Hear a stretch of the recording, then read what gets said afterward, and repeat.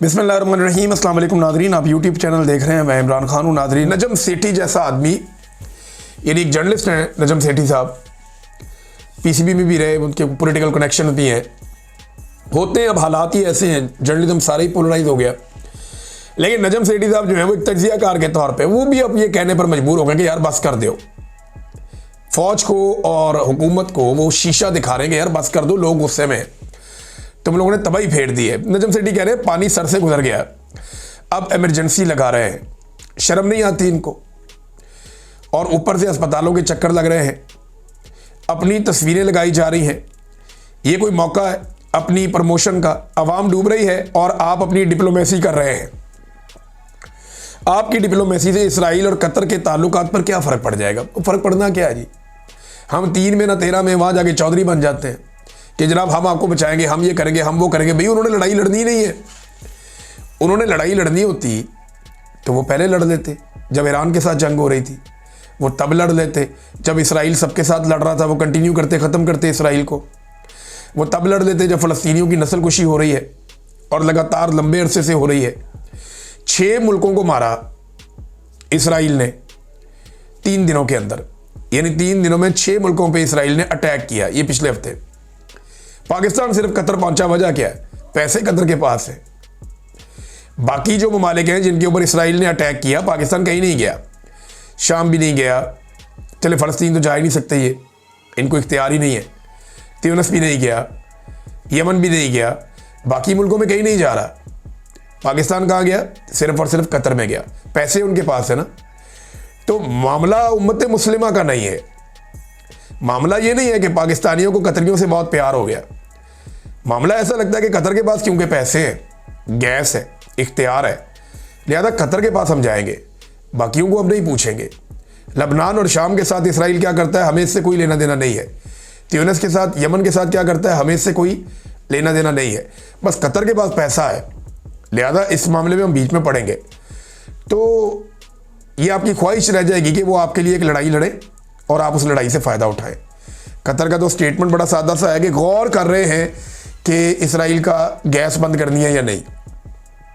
अभी भी वो गौर कर रहे हैं, तो वो अपने फ़ायदे और नुकसान को जानते हैं, आपसे बेहतर जानते हैं। कभी वज़ीर-ए-आज़म पहुँच जाता है, कभी आर्मी चीफ चला जाएगा, अब कभी वो चला जाता है, क्या नाम है, डिप्टी वज़ीर-ए-आज़म चला जाता है, वो पहुँच गया। तो ये तो नाज़रीन पाकिस्तान के हालात हैं और मुँह कोई लगाता नहीं है। सदर पाकिस्तान ऐसे हालात में पहुँच गए जनाब, चीन चाइना के दौरे पे, पहले वो लंबा चौड़ा वफद लेके पहुंच जाते हैं, पीछे से जनाब उनका बेटा और बेटी भी पहुंच गए एक प्राइवेट तैयारे में, एक निजी प्रवास के जरिए से। पूरे जहाज में कोई नहीं, ये बहन भाई अपना प्रोटोकॉल लेके ये भी पहुंच गए, शंघाई पहुंच गए अपने वालिद के पास। फैमिली टूर बनाए हुए हैं नाज़रीन इन्होंने, अवाम का पैसा लग रहा है और फैमिली टूर बने हुए हैं। ये अपनी लाइफ इस वक्त फुल इंजॉय कर रहे हैं। वजह यह है कि मिलिट्री एस्टेब्लिशमेंट को इन्होंने फंसा लिया है। ये जानते हैं कि इमरान खान मिलिट्री एस्टेब्लिशमेंट को कान पकड़ा देगा और मिलिट्री एस्टेब्लिशमेंट इमरान खान से सहमी हुई है।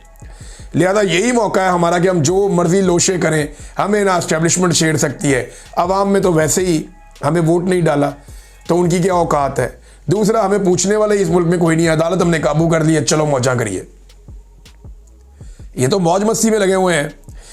दूसरी तरफ देखें ना, एक खानदान है वो मरी जाके बैठता है, वो पुलिस सारी पंजाब की मरी पहुंच जाती है। ये जरा खबर देखें आप कि मरी के अंदर स्पेशल सिक्योरिटी के ऊपर पुलिस वाले पहुंचाए गए और जीका गली के अंदर जो एमसी स्कूल है उसके अंदर पुलिस वाले जाके ठहरे, क्योंकि बंदोबस्त कोई नहीं था ना, स्कूल के अंदर ही ठहरा दिया। जो बच्चे जहाँ पढ़ने जाते हैं स्कूल में, जीका गली, वहाँ पे पुलिस वालों को ले जाके उधर बैठा दिया कि आप स्पेशल ड्यूटी पे आए, यहाँ पे शहजादे शहजादियाँ आते हैं, राजकुमार राजकुमारियाँ आती हैं, लिहाजा यहाँ पे जो है वो आपने ड्यूटी देनी है, तो आपको ठहराने का बंदोबस्त इस स्कूल में कर दिया गया। अब वो आर्जी तौर पे स्कूल में पुलिस वाले आ गए, बच्चे सुबह स्कूल पहुंचे तो पता चला जुम्मे वाले दिन छुट्टी है, जाओ स्कूल में जगह नहीं है, पुलिस बैठी हुई है। ये दुनिया के किसी मुअज़्ज़ब मुल्क में हो सकता है? पाकिस्तान में ये हो रहा है बदकिस्मती से, हम होता हुआ देख रहे हैं। वफाकी वजीर ये मशवरा देते हैं, जनाब आलू महंगे हो गए ना, आलू का बाइकआउट कर दो, कौम आलू खाए ही ना, आलू अच्छा है ही नहीं। भाई आलू तो फिर भी ज़मीन में उगता है, कुदरत उसे पैदा करती है, उसमें एनर्जी है, बहुत सारे उसमें ग़िज़ाइयत है। चीनी के बाइकआउट का बोलो ना, वो क्यों नहीं बोलते? क्योंकि शुगर मिल माफिया आपके बॉसेस हैं, चीनी के खिलाफ बात करो, अगर कोई एक चीज़ जो इंसानों के खाने के लिए आज के दौर में सबसे खतरनाक है तो वो चीनी है। चीनी का इस्तेमाल जो है वो आपको बेशुमार बीमारियों का शिकार करता है। आपको कैंसर हो सकता है, स्किन की डिजीजेज हो सकती हैं, मोटापा होता है, शुगर होती है, शुगर से रिलेटेड बहुत सारी बीमारियां वो हो जाती हैं, जोड़ों के मसाइल हो जाते हैं, ब्लड प्रेशर के मसाइल हो जाते हैं। जितनी बीमारियां चीनी के नाम से जो केमिकल मार्केट में बिक रहा है, एक्चुअली ये केमिकल है ना, चीनी केमिकल से बनती है। आप मुझे बताएं ना ये कैसे बनती है, क्या कोई जानता है? गन्ने से तो गन्ने का रस बनता है और उससे जो है वो गुड़ बन जाता है। गुड़ से आप उसको पीस लें तो शक्कर बन जाती है, बस इतना ही है।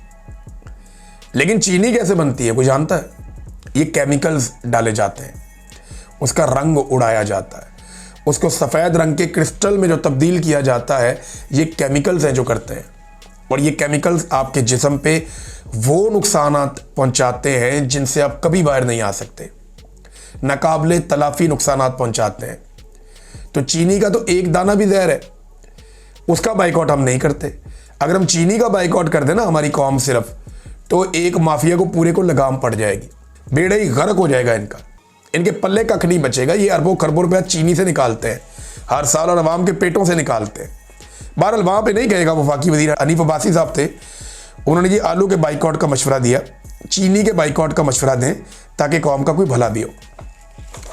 नाज़रीन, पाकिस्तान तहरीक इंसाफ ने एक नया मिशन शुरू किया है और ये पाकिस्तान तहरीक इंसाफ का इनिशिएटिव है और सोशल मीडिया के ऊपर हम इसे देख रहे हैं। अहमद खान साहब हैं कनाडा में, गालिबन उन्होंने इसका आगाज़ किया था और उनका आगाज़ जो है वो अब फैलता जा रहा है।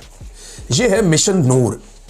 ये क्या है, सिंपल मैं आपको करूँ तो ये है कि अनाउंसमेंट ये की गई है कि 20 तारीख को, 20 सितंबर की रात को पाकिस्तान में 9 बजे तमाम लोग अपने घरों की छतों पर आएँ और आज़ान दें और उसकी वीडियो बनाकर सोशल मीडिया पर डाल दें।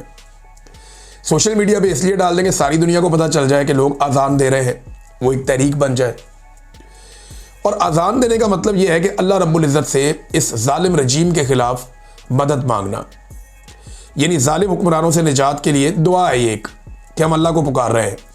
देखिए, हर हाल में हम लोग अल्लाह को ही पुकारते हैं। जब भी मुश्किल आती है हम सबसे पहले अल्लाह को पुकारते हैं। मैंने बहुत सख्त टाइम देखा, मैं सिर्फ अल्लाह रब्बुल इज़्ज़त से मदद मांगता था, उसने मेरी मदद की भी है। तो अल्लाह को ही पुकारना चाहिए। बल्कि मुझे याद है अच्छी तरह, मैं जब उस कैद में था तो कभी कभी मैं आज़ान देता था, यानी मेरा दिल करता था मैं आज़ान दूँ तो मैं आज़ान देता था, क्योंकि अल्लाह को पुकारने का एक बेहतरीन तरीका है वो, तो मैं आज़ान देता था, मुझे याद है। तो ये मिशन नूर है, एक अच्छी बात है। इसमें लोग अपनी तकालीफ, अपनी मुसीबतें, जो इंसानी हकूक़ की पामालियाँ हो रही हैं, जो जुल्म जबर फस्तायत है, जो मिलिट्री एस्टेब्लिशमेंट ने एक जाली रजीम मुसल्लत करके लोगों को कुचल दिया है, लोग अल्लाह रब्बुल इज़्ज़त से मदद मांगेंगे, अल्लाह से रुजू करेंगे। फ़लस्तीन के बारे में भी दुआ करें, बाकी दुनिया में जहाँ जहाँ मुसलमान पिस रहे हैं उनके बारे में भी दुआ करें। और ये एक नुक्ता आगाज़ है मिशन नूर के बारे में जो मैंने सुना है, एक ये नुक्ता आगाज़ है। इसके बाद बाकायदा एक तहरीक शुरू करने का इरादा है पाकिस्तान तहरीक इंसाफ का। ये एक डिफरेंट एंगल से आ रहे हैं। वैसे मिशन नूर की अनाउंसमेंट से कुछ परेशानी तो है, जो ताकतवर हल्के हैं उन्हें, कि ये एक नया सिलसिला। पाकिस्तान तहरीक इंसाफ की ये खूबी है कि वो आराम से नहीं बैठते, वो कुछ ना कुछ करते रहते हैं और किसी ना किसी तरीके से लोगों को इकट्ठा करना जानते हैं। अब तक के लिए इतना ही, अपना ख्याल रखिएगा, अपने चैनल का भी। अल्लाह हाफ़िज़।